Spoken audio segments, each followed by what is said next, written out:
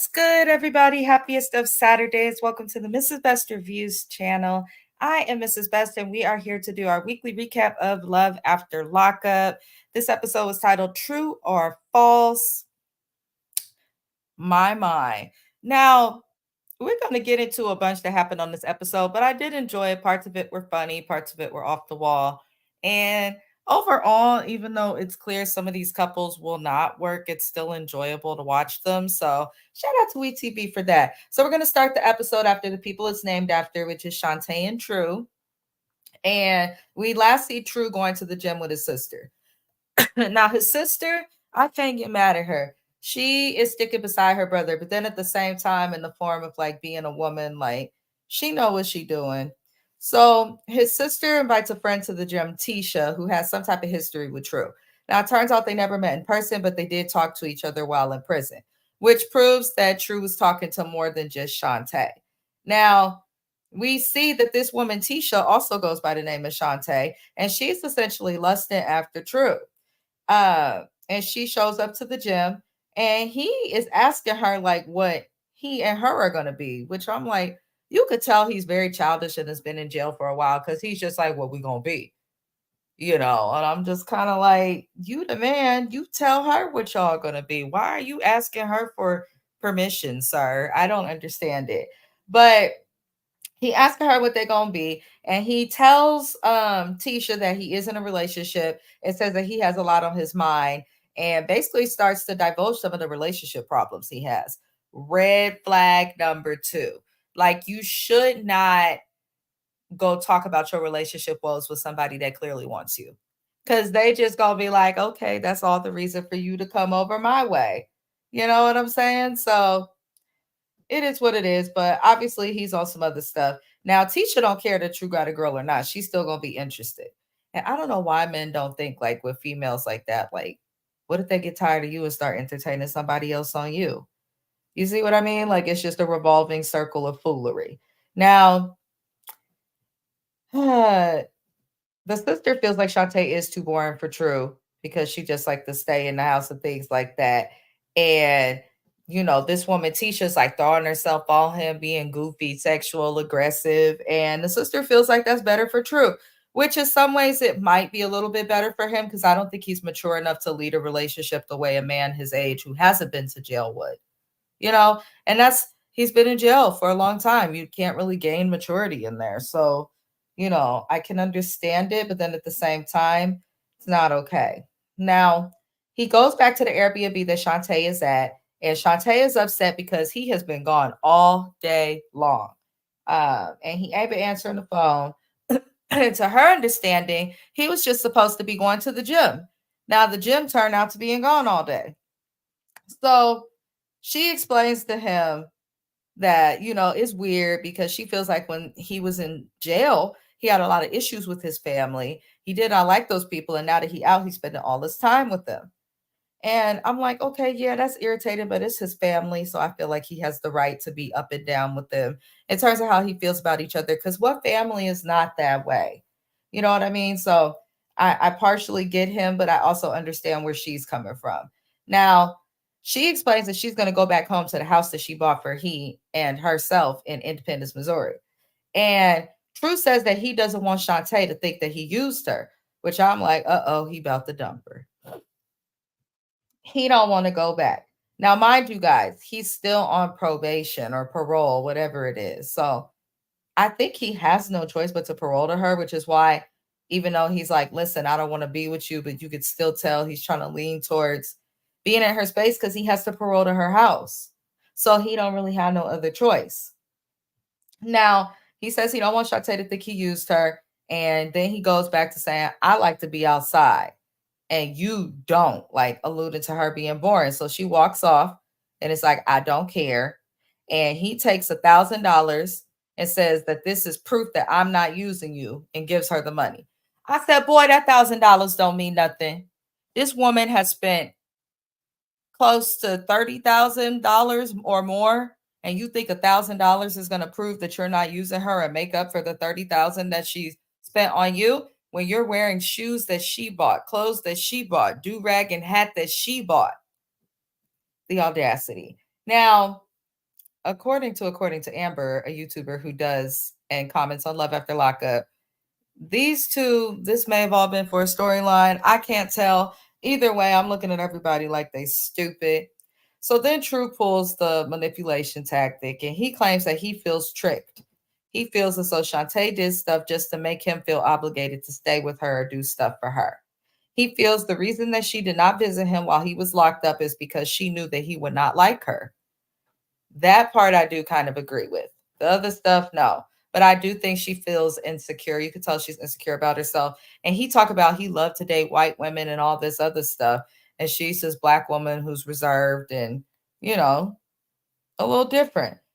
But he also says that she used him to build herself up. I'm like, okay, now you tripping some mo. And he's essentially acting like Shantae played him. Now she drives off, and then we see her breaking down in the car to her brother Benny. Talk about she said to listen to everybody. True, you didn't have to do that girl like that. You just did not. And the sister kind of like is pushing him to date other people. Like, let them figure it out. Let you mind your business, girl. Mind your business. Do me a favor if you haven't already and like the video. We do appreciate you here at B3ST. The next couple we're going to discuss is Kim and Joey. Now it's Christmas. He's released. He's in the house with her kids, and we see that they done found their way to the bed. And he's overwhelmed by having kids everywhere and, you know, struggling.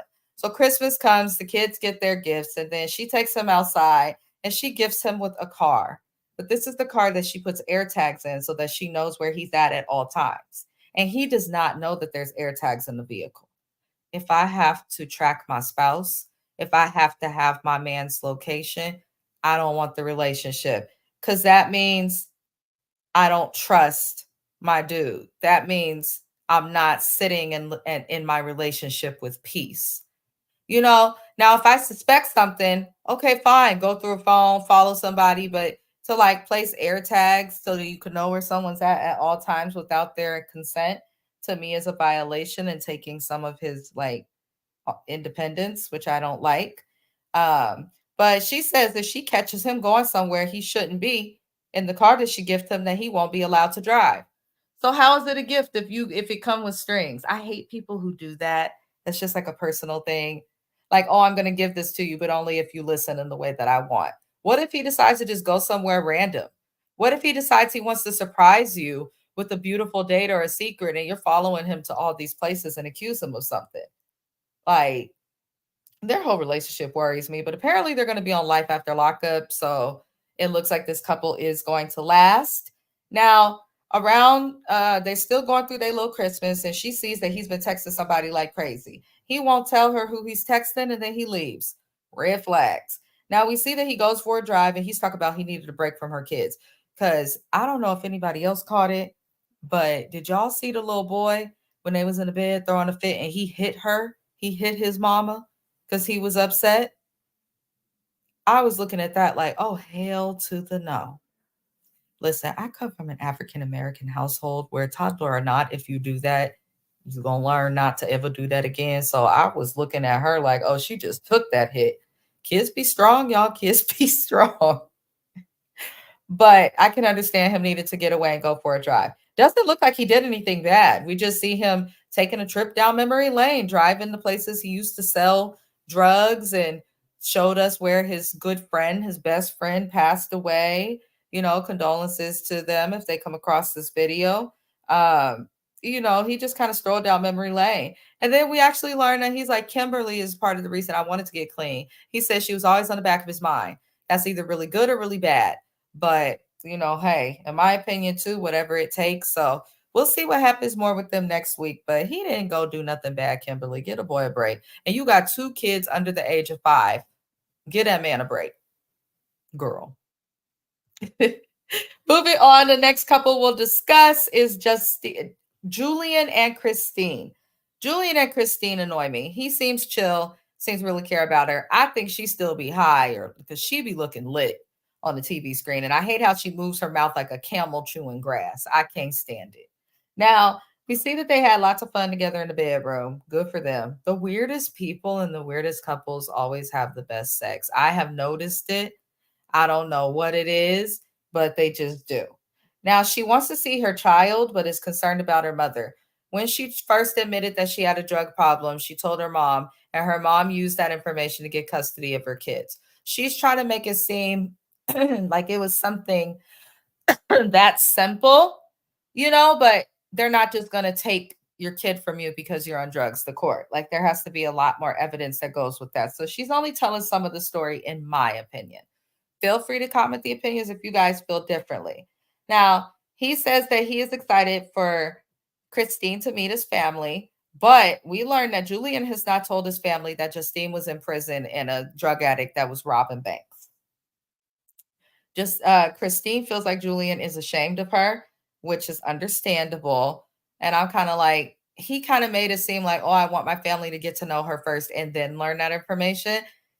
If you get to know somebody first without telling them the truth about yourself, and the truth about yourself happens to be that you were a criminal that robbed banks, and then they find out later, they may still look at you like a criminal because of the fact that you were able to hide that so well.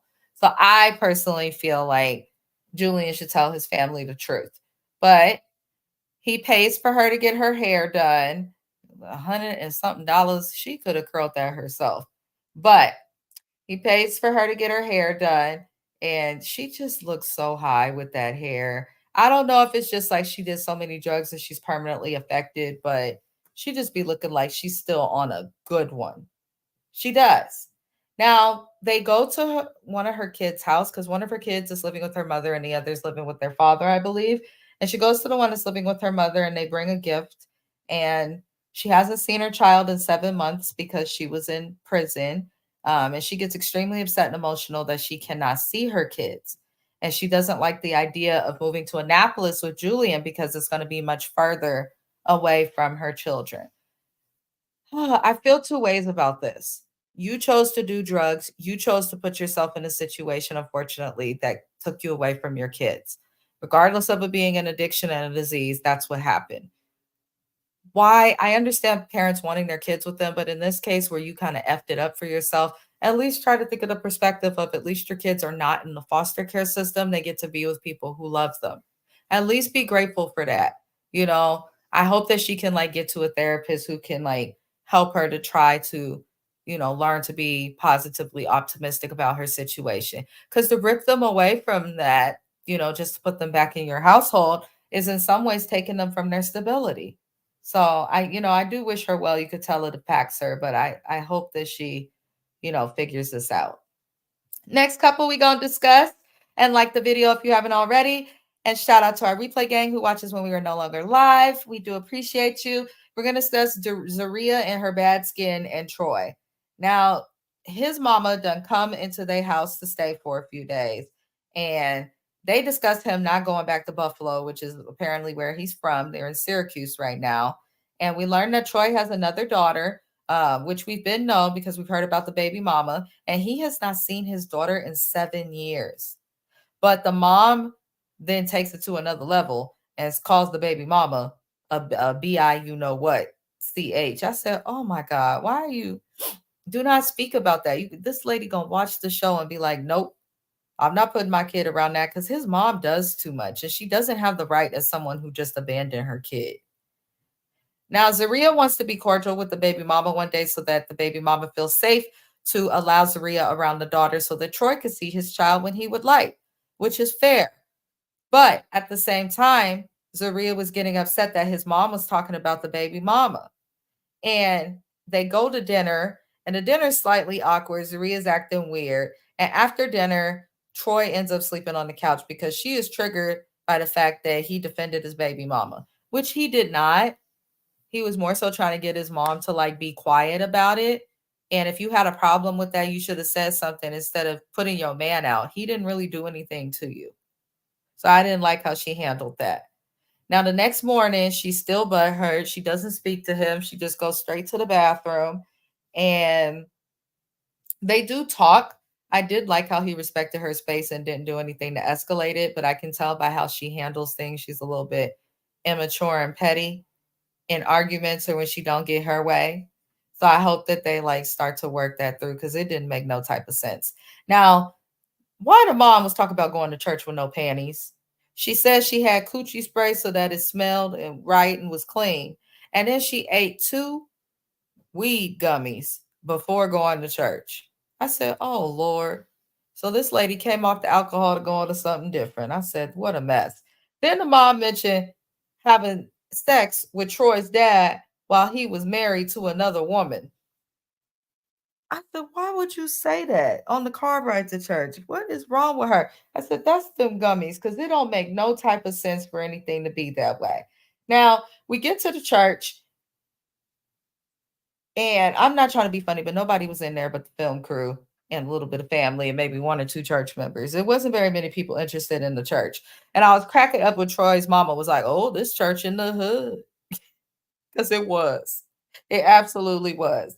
Now, the dad style of preaching was, authentic, open. He preaches in a way that he can connect with people so they don't just feel like someone's lecturing them. I got that. Zaria got that. It is what it is. Now, Troy's mom calls the dad a comedian and says he's also a little bit ghetto. And it looked like the mama's gummies kicked in because she was just in church cracking up, giggling, and it looked like on the next episode it's gonna go in a direction that's not so positive. Now I'm starting to understand why they said Troy's mom is a lot, y'all. Troy's mom is truly a lot. I cannot with that lady. All I'm gonna say, Zaria, you did too much. Troy's mama is also doing too much. I don't understand. There's bad skin. His mama got braids with no edges. There's just a lot going on in this family, but they sure as hell are entertaining. Now let's get into Arthur and Hope, who are all over the internet because allegedly she shot him and he's in jail for it, or he shot her. They toxic, and his mama was right. Now he goes out to dinner or out to have a night with his mama and her forehead. His mom has to have somebody help her with her hair. Just put on a wig. What the hell was that on her head? I couldn't understand it. But they speak about his mom working a lot when she was younger. She used to work 16-hour shifts. She is a CNA. And she believes that her being absent and her kids kind of having to raise and figure things out for themselves pushed him toward the streets. He explains to his mom emotionally, and he cries and he explains, "You're not at fault. I was just rebelling against you." And he says to his mom, "In fact, the night that I was arrested, I should have listened to you and stayed home and did my laundry. If I would have done that, I wouldn't have went to prison." And you could tell that this just haunts him. And he breaks down in tears, which in my opinion was confirmation. Go back to your family. Go back to your family. You're emotionally connected to them and you feel like being with them would have saved your life and your freedom. So why would you not go towards them so that you could get to know your family members now, but at the same time be close to those people so that you don't get yourself into trouble, you know? But we know he's not going to do that. He seems very sad at the time he missed being in jail, speaking about how everybody looks older and his little sister's going to prom, and you could tell he really is impacted by the time that he missed. Now, his mama takes that opportunity and she said, "I'm about to pull what I can." She says, "Come home with me then." And he says he wants to stay with Hope. And it's sad because he's low key like in jail dealing with Hope, because Hope does give me toxic. She gives me toxic. She gives me toxic. She's cheated on him in the past. She wanted an open relationship. Talk about, I would get horny while my man's locked up. Girl, buy a toy. Why do you have to go to another man?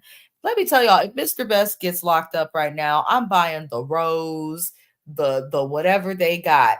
But why do you need to go to another man when a toy could get the job done in 7 minutes or less? You feel me? So I'm just saying, but I really just do not trust Hope. I don't think she cares for him the way he cares for her. Now he comes home. She knows he's been with his mama, and she's upset that he's coming home late. Talk about, it's midnight. I don't like that you coming home this late. I don't know where you been. He been with his mama. Why is that a problem?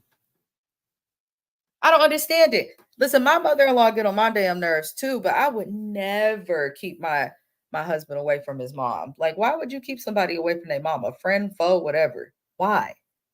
So I think Hope needs to relax a little bit. She's like, "I cooked you dinner, you didn't come home." Now, if he wasn't texting her back, not cool. Text her back like, "I'm with my mom. I'll text you when we done. We might be out for a little later." Something, but She didn't have to freak out on him like that, and I stand by that.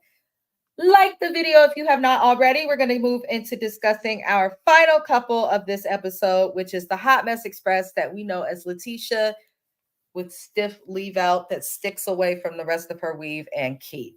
Now, Letitia was allegedly just hit with a $31,000 tax lien. Check out the internet, check out according to Amber.